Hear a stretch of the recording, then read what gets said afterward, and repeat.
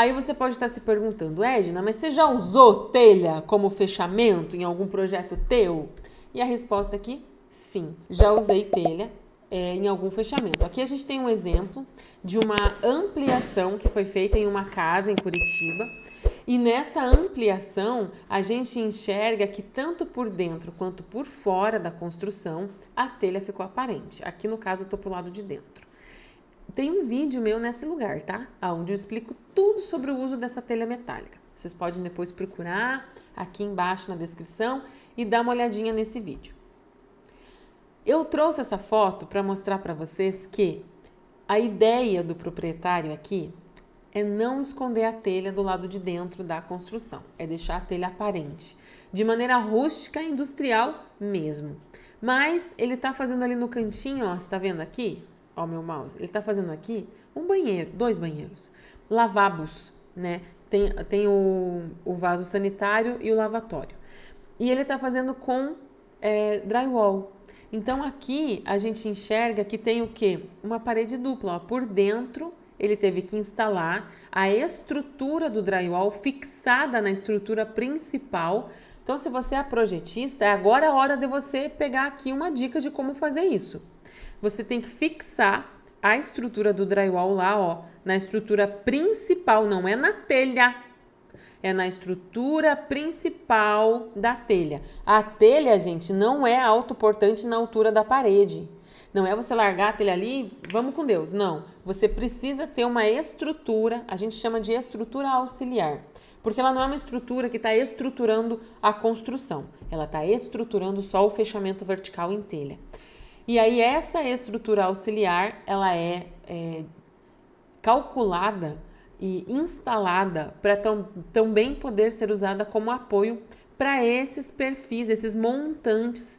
Esses perfis na vertical da parede de drywall a gente chama de montante e os na horizontal a gente chama de guia. Você fixa esses perfis, essa estrutura de perfil nessa estrutura auxiliar da telha metálica. E aqui você pode vir com gesso acartonado para o lado de dentro.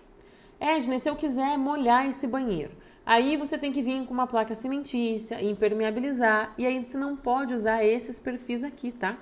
Você vai precisar usar perfil de steel framing. O perfil de drywall, ele não foi desenvolvido para aguentar a carga da placa cimentícia, por exemplo, que é pesada.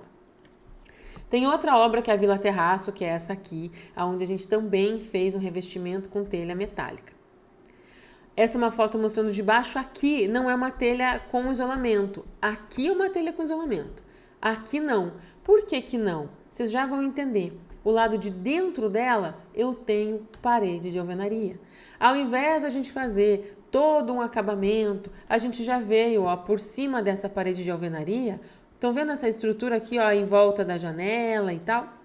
É a estrutura auxiliar aonde a gente instalou a telha metálica, para dar esse acabamento em telha metálica para esse volume nessa construção aqui da Vila Terraço. Aqui estava durante a obra ainda, mas eu achei interessante trazer essa foto porque ela ilustra bem o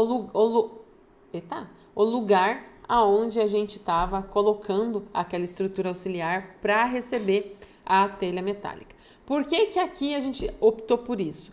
Porque especificamente nesse espaço onde tem a telha metálica, para o lado de dentro eu tenho uma escada enclausurada. Você sabe o que é uma escada enclausurada? É uma escada que tem a função de servir como rota de fuga no caso de um incêndio. E para esse tipo de escada você tem algumas normas, alguns padrões a serem seguidos. E nessa época, e isso muda muito, tá, gente? Muda de cidade para cidade e muda com o passar dos anos, com novas tecnologias de materiais que vão surgindo. Nessa época aí, eu não podia utilizar o gesso acartonado nas paredes dessa casa, dessa parte aí. Por isso que a gente não fez por dentro com gesso, a gente veio com a parede e assim ficou tudo resolvido, com a parede de alvenaria em bloco cerâmico. Atenção! Duas coisas aqui. Alguns condomínios não aprovam o visual de uma telha metálica nas paredes. Isso é uma coisa importante que muita gente esquece. Então, se você vai levar para o teu projetista essa referência de que você quer uma parede com telha metálica e aí o projetista desenvolve a parede, desenvolve o projeto, desenvolve a tua ideia, você aprova, acha lindo e depois você vai levar até o condomínio, corre o risco sim do condomínio barrar. Baseado em quê? Baseado na norma pré-aprovada no condomínio. Tem um nome para essa norma. Eu tive uma reunião, gente, com o condomínio ontem e ele ficou falando o tempo inteiro dessa norma. Esqueci. São as regras lá do condomínio, tá? Que você tem que seguir, porque elas foram aprovadas com todo mundo lá, a maioria, ata, votada e tudo mais. Não adianta brigar. E vai por mim, não adianta brigar com órgãos que aprovam teu projeto. Vale a pena você ajustar teu projeto e seguir as regras. Porque algumas dos critérios que eles podem usar para aprovar ou não podem sim ser arbitrários, ou seja, passíveis de interpretação naquele momento. Varia um pouco de projeto para projeto. Se você bater de frente, tem uma chance enorme do teu projeto ficar lá parado e demorar muito mais para aprovar. Então, bem ou mal, tem motivo, bem ou mal foi votado, então cabe você seguir as regras, tá bom? A primeira coisa que você tem que se atentar é isso, então, que nem todo condomínio aceita a linguagem da telha metálica visível.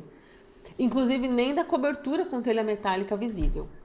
E a segunda coisa, seguros residenciais, comerciais e até mesmo industriais, que não cabe para mim falar disso porque não é a minha especialidade, eles priorizam o uso de um isolamento que não seja propagador de chamas, quando você fala em cobertura ou, nesse caso, em fechamento de parede. Então, se a tua ideia é você assegurar a tua obra numa seguradora, pense em utilizar PIR, por exemplo, que é o poliisocianurato ao invés do EPS. Porque o PIR, ele não propaga chama e ele é o aceito por essas seguradoras quando você vai fazer o seguro da tua casa, tá bom?